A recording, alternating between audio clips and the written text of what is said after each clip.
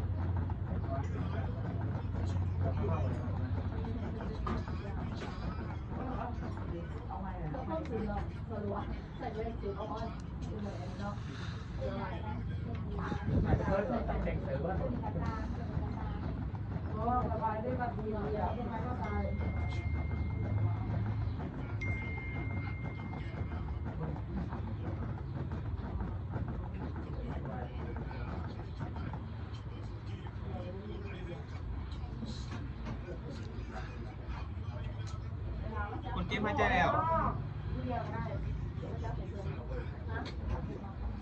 หลังจากนั้นจะมาจับขาน้องคนเจ็บในท่าที่ตะแคงแล้วจะตะแคงแล้วจะ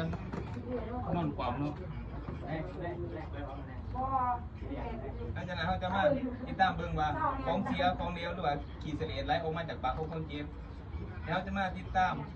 อาการของคนเจ็บว่าชีพจรของคนเจ็บหรือว่าการหายใจของคนเจ็บจนกว่ารถหุ้มหมอหรือว่ารถกู้ภัยที่มาห่อหลังจากนั้นเขาก็จะมาจัดทาน้องคนเจ็บเป็นท่าที่สบายแล้วก็เขาจะมาจดบันทึกหลังจากนั้นเขาจะมาบันทึกแล้วเขาก็ที่กองนอนกับโจ๊กเพ่งพอดี